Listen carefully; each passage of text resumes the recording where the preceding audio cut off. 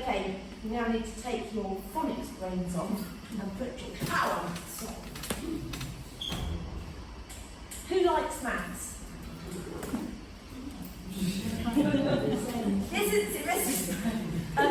It's the weird thing, and it's the thing that you have to try hardest not to communicate at home, because we all have our own feelings about different subjects, don't we? But it's very odd what you can kind of put onto your child, and the amount of parents and adults, not parents, adults, who said, oh, I hate maths, I was no good at maths, I don't like maths. And it's weird that maths can be the thing that gets struggled with, and I don't know if that's just because we're a bit more frightened of it than, yeah. So, Power Maths is about, we've got the love of reading, we've got the love of maths and numbers. And it's a scheme that we brought into the school, which we've been using. It's our second year, Mr. Spracken, or third year, I think. Yeah, so it's our second full year this year, but we've yet to have a full year because of interruptions with COVID. We got interrupted, didn't we? So I'm just, again, it's another short clip. There's not much for you to go on and access online about Power Maths, but I'm going to run through the resources and what you'll get at home to use and how to teach it in school.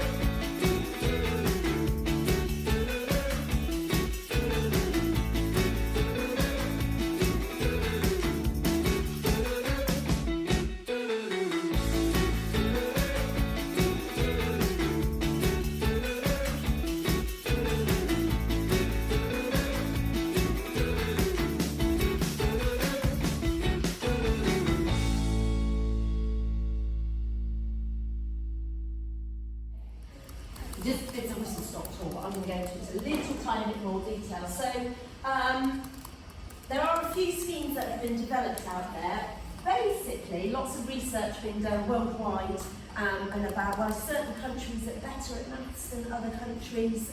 Why is that, and what approaches do they take that we don't take, that our children historically maybe haven't done as well. And so it comes back to this whole mastery idea.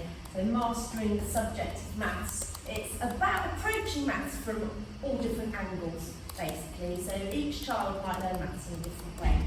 And it's heavily on the side of reasoning and the child being able to talk about their maths and their understanding and thinking and problem solving. And I think your children are going to be super lucky because they're getting it from the start. Our older children only had it for a couple of years and then that was interrupted, but it is already making a difference to them. And the middle schools are now using Power Maths scheme, which is brilliant because it just continues, and the children going up, it's exactly the same. It follows a format just like read, write, ink.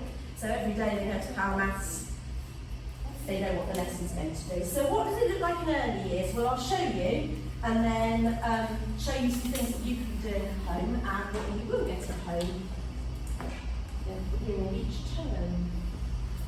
Shouldn't talk and log in again. This is if I'm logging in as you.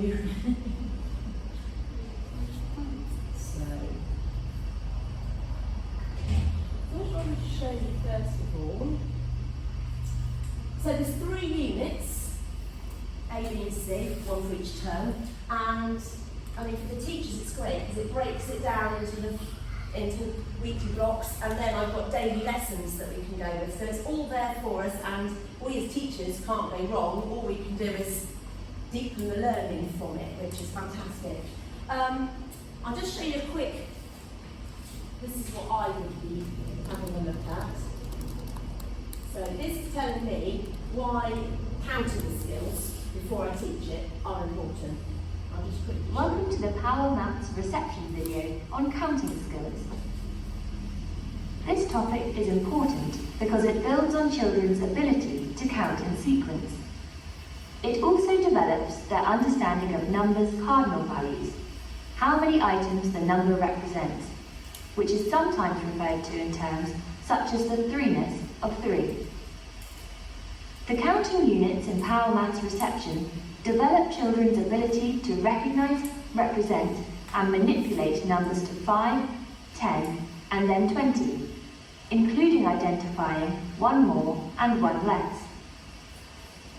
In Unit 1, children focus on developing the skills of counting, recognising and manipulating numbers to 5.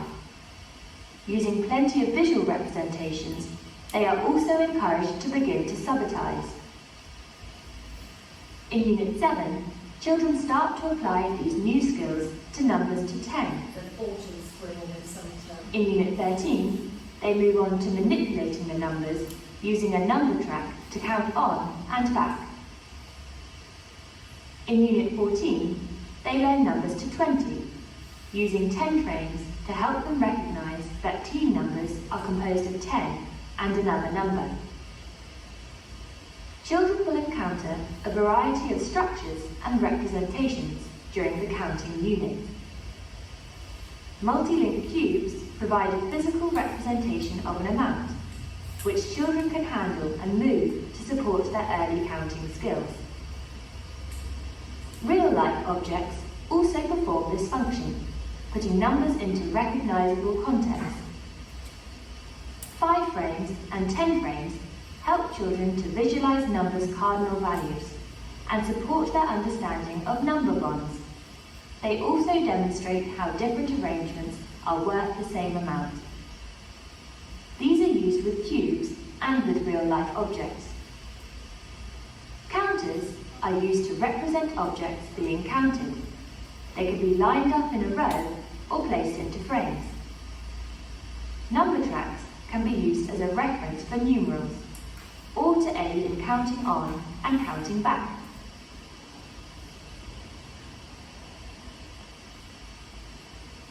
The key vocabulary used in the counting units includes the numbers to 20 and their numerals.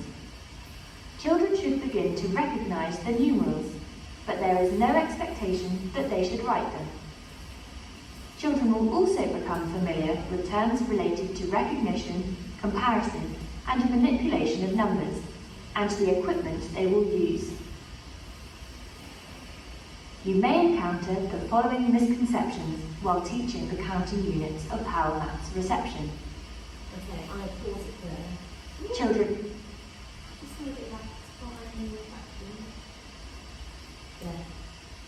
I think that's the biggest thing that we noticed when we started teaching it, wasn't it? That was the vocabulary that was coming out from the children that we'd not seen before, and certainly coming from a year 4 background myself, it was an issue with older children then, the language and the vocabulary around maths, that they just didn't have it, and then that impacts their understanding. And it's amazing, the children use these words, they understand them, and it helps them to be able to talk about their learning.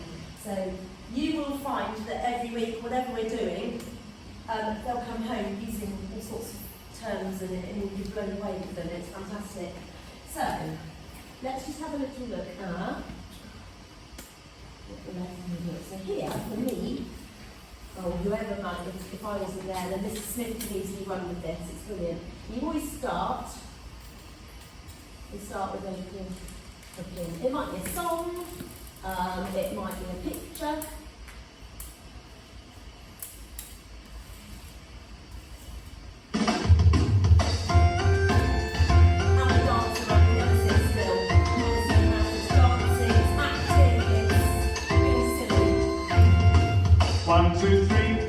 2, 3. Won't you sing along with me? 1, 2, 3.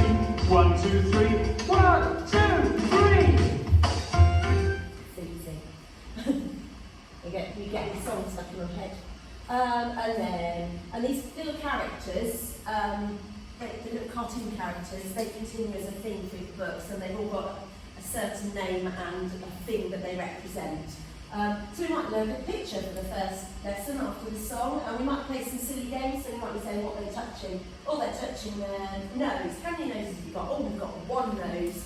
How many other things are there? Just one or four? I've got one head. Or they might point things around the room, or I might make Mrs. Smith stand on a chair and do something silly, and we'll be focusing on the number 1.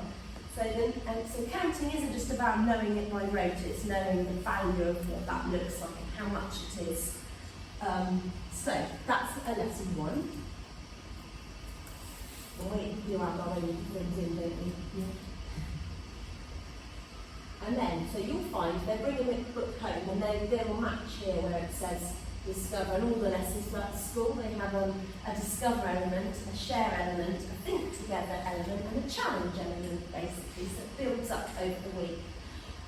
Great pictures for stimulus, so you'll find that, okay, the question there says, how many spades are there? Okay, some of them might get it, but get them to talk to their partner, we might get them to come up to the board, and then we'll be like, well, hang on a minute, how many other 3s can you see? Can you see any other things that are in group of 3?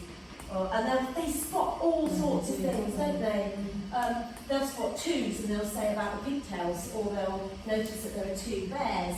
Here you can talk about the buckets, how many buckets are there, and you'll get all sorts of responses. Some will just say, well, I say 2, some might say 3 because that's the bucket shape. It's been but that's great because they're reasoning and they're talking about why. Some might say, well, there's only one because it's only a red one and there's a blue one. But are they still buckets? Yes, they are. So how many is that all together? So 1 and 1, oh, that's 2.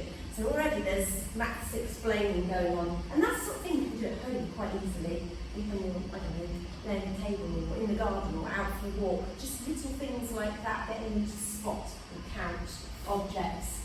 And of course then, in our provision, we make sure that out and about there are some spades and buckets and objects that they can then go, when they're choosing their learning, they might go, oh, they might start doing that, which is great. Or, say somebody is painting or they've decided to build something outside, the adults can then go into their learning space and take the idea and start questioning them about their play, but bringing the number in there. So they might not be spades, but they're still applying their knowledge and understanding of number. So that's discovering. That would be day 2. Let's get finding out.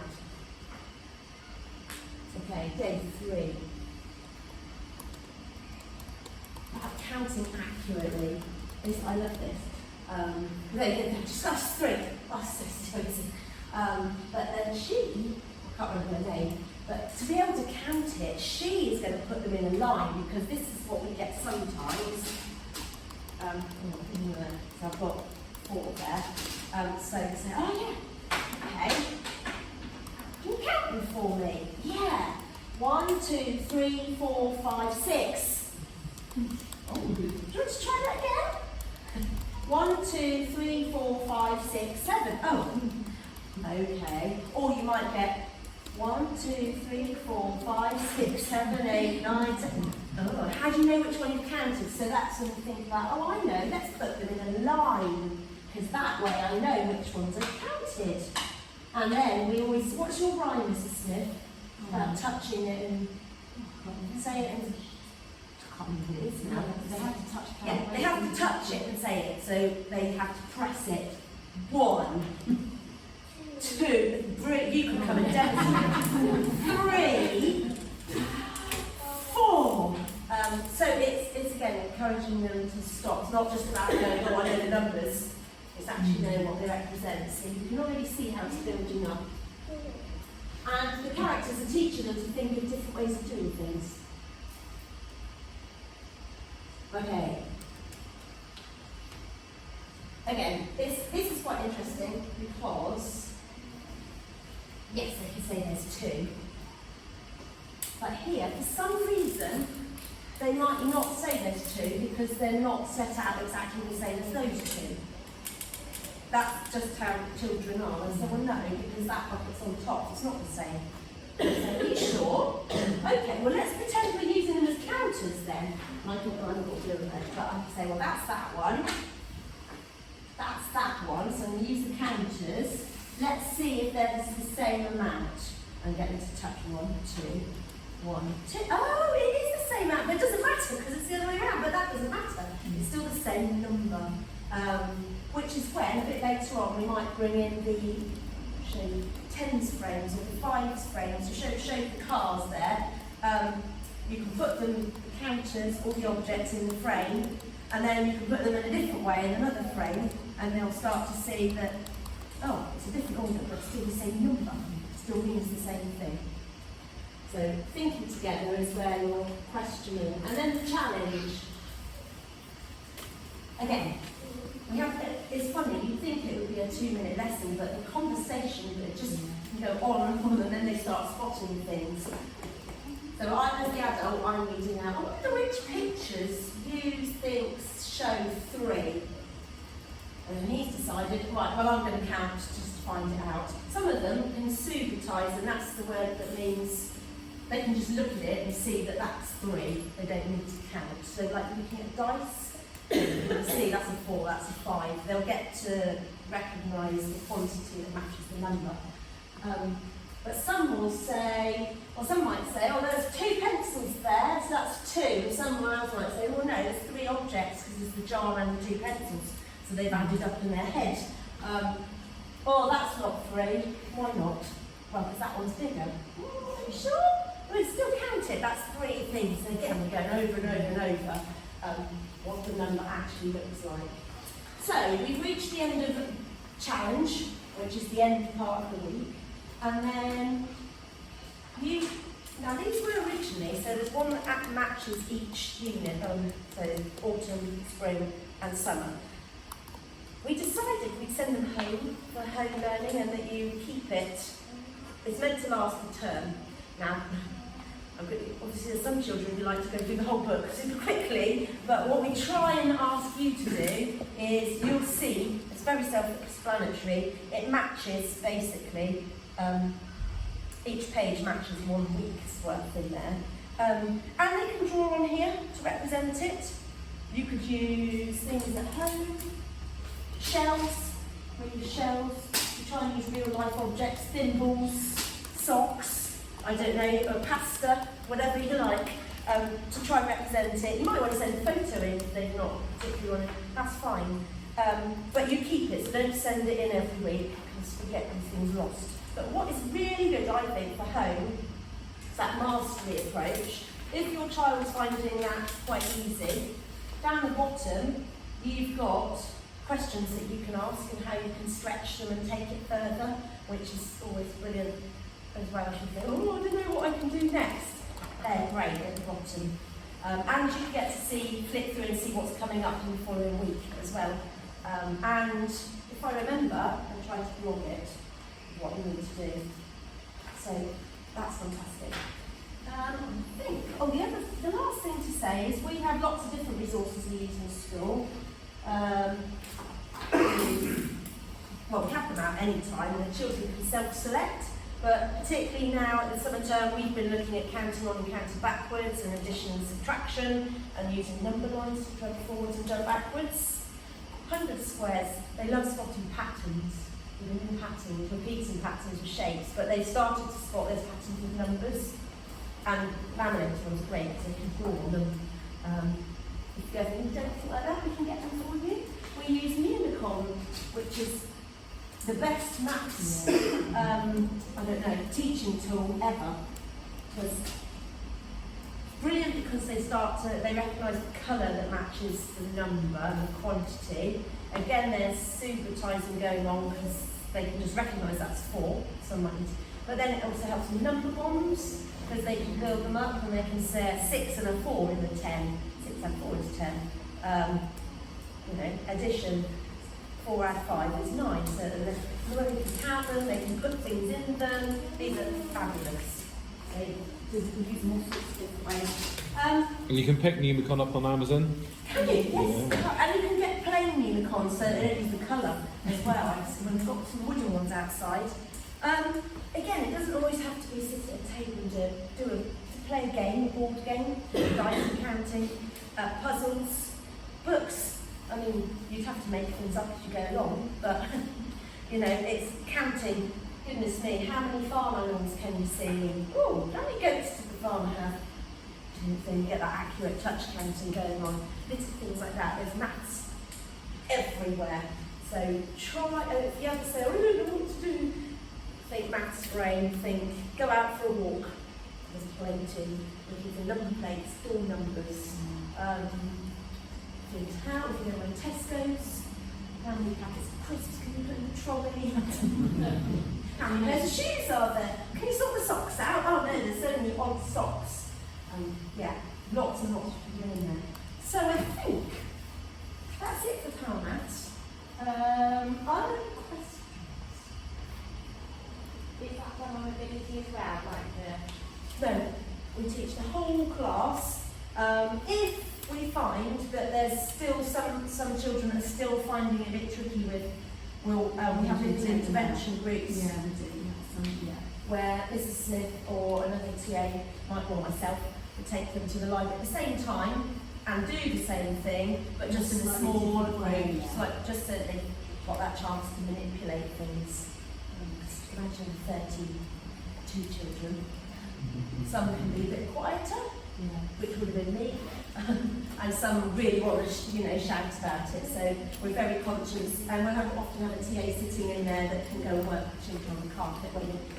It's the shortest, but should only be 10 minutes maximum. They won't be sitting down so long. So it might be, okay, right, well, I'm going to go, Mrs. Smith might go, well, when they go off to their plane, I'm going to just go and, chat to them and try and bring it along their plane as well. So, good question. Mathletics will come up when they're in year 1 further on, but that's another device getting on that. They get very competitive over there. Is this all on Purple Mash, This isn't on Purple Mash, no. But there's plenty on Purple Mash that it's not linked to Power Maths, but there's plenty that you can do on there, and games and number games and all sorts. If they think they need a bit of downtime and they've got a tablet. Is it enough for Purple Mash for that? Mrs. Spratlin, Hello. Purple Mash. So Purple Mash is browser-based, so you can use it from any web browser. So if you've got a tablet, you can use it on Chrome or Safari.